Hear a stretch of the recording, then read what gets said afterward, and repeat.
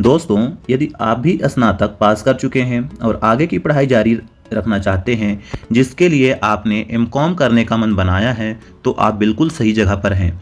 क्योंकि आज की इस वीडियो में हम जानेंगे एमकॉम क्या है, एमकॉम का फुल फॉर्म क्या होता है, एमकॉम करने के लिए कितने परसेंटेज चाहिए और एमकॉम के बाद जॉब कहाँ मिलती है, एमकॉम कैसे करें, एमकॉम की टॉप कॉलेज की लिस्ट कौन कौन सी है। बहुत सारे एमकॉम से जुड़ी हुई बातें आज जानेंगे। चैनल पे आप लोग नए हो, चैनल को सब्सक्राइब कर लीजिए, लाइक कर दीजिए, शेयर कर दीजिए। आजकल बहुत सारे छात्र जो कि स्नातक करने के बाद मास्टर डिग्री लेने को सोचते हैं। आजकल बहुत सारे छात्र जो कि स्नातक करने के बाद मास्टर डिग्री लेने को सोचते हैं। यदि बात करें कॉमर्स क्षेत्र से स्नातक जैसे बीबीए या बीकॉम के बाद, तो अक्सर दो पोस्ट ग्रेजुएशन का नाम भी अधिकतर सुना होगा। जैसे एक होता है एमबीए, एक होता है एमकॉम। जो भी छात्र अपना बीकॉम से पूरा करते हैं, आगे मास्टर डिग्री के लिए पहली पसंद एमकॉम ही होती है। यह कॉमर्स के क्षेत्र में काफ़ी लोकप्रिय कोर्स जो कि कम खर्चे में पूरा किया जा सकता है।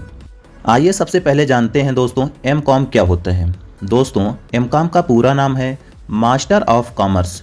दोस्तों, जो एमकॉम का कोर्स होता है 2 वर्षों का होता है, मास्टर डिग्री कोर्स है। इसमें सेमेस्टर की बात करें दोस्तों, तो सेमेस्टर 4 सेमेस्टर में कंप्लीट होता है। यह एक कॉमर्स डिग्री है जिसे छात्र कॉमर्स में स्नातक जैसे बीकॉम करने के बाद करते हैं। इस कोर्स में छात्रों को अकाउंट, बिजनेस, अकाउंटिंग, टैक्स इत्यादि से जुड़े हुए पढ़ाए जाते हैं।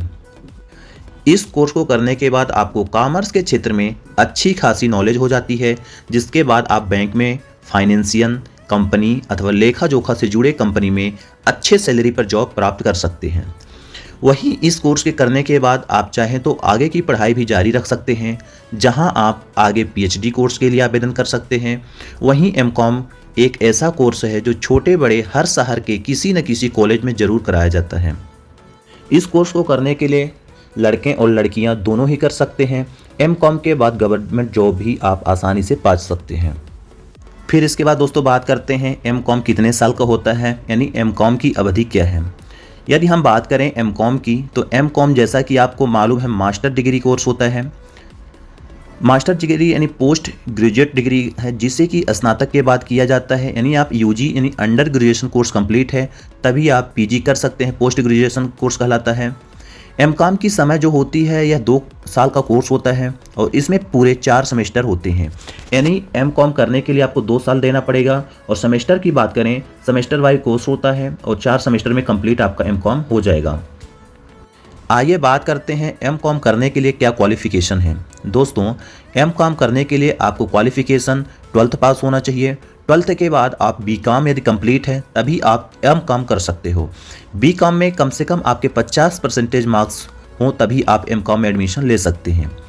यदि वहीं कुछ जो अच्छी कॉलेज होती हैं, बहुत बड़ी बड़ी कॉलेज होती हैं, तो उसमें कुछ एंट्रेंस एग्ज़ाम होता है। फिर उसको एंट्रेंस एग्ज़ाम देने के बाद आपका बड़ी बड़ी कॉलेज में एमकॉम में एडमिशन हो जाता है। यदि यहीं पे बात किया जाए एमकॉम की जो सब्जेक्ट होती है, कौन कौन सी सब्जेक्ट होती हैं। दोस्तों, एमकॉम करने के लिए बहुत सारे सब्जेक्ट होती हैं। बहुत सारे छात्र अपने अपने रुचि के हिसाब से विषय का चुनाव कर सकते हैं, फिर आगे की पढ़ाई कर सकते हैं। फिर जानेंगे कि एमकॉम में कौन कौन से सब्जेक्ट होते हैं। एमकॉम में जो सब्जेक्ट होती हैं, तो पहली जो सब्जेक्ट होती है वो होती है बिजनेस इन्वायरमेंटल। फिर दूसरी सब्जेक्ट होती है मार्केटिंग मैनेजमेंट।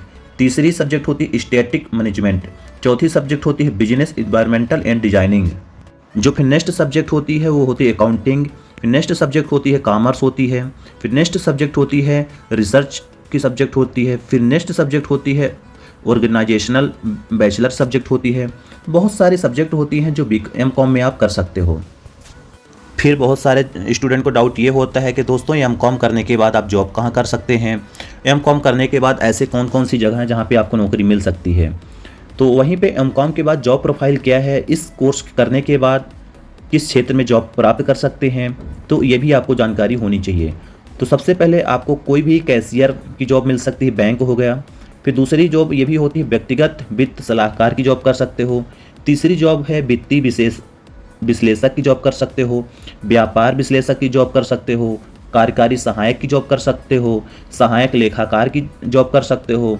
बहुत सारी ऐसे आपके एमकॉम कंप्लीट करने के बाद जॉब मिल सकती है।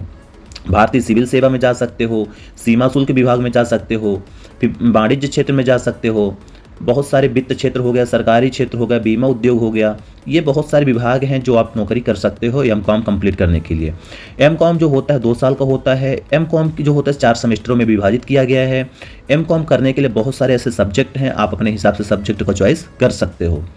यदि प्राइवेट कॉलेज की फ़ीस की बात करें तो दोस्तों प्राइवेट कॉलेज की फ़ीस जो होती है एमकॉम की तो 20 से 30 हज़ार रुपये होती है 1 साल की। यदि यहीं पे सरकारी यानी गवर्नमेंट कॉलेज की बात करें तो दोस्तों गवर्नमेंट कॉलेज की जो फीस होती है एमकॉम करने के लिए 10 से 12 हज़ार रुपये 1 साल के आपको एमकॉम का खर्चा आता है गवर्नमेंट में।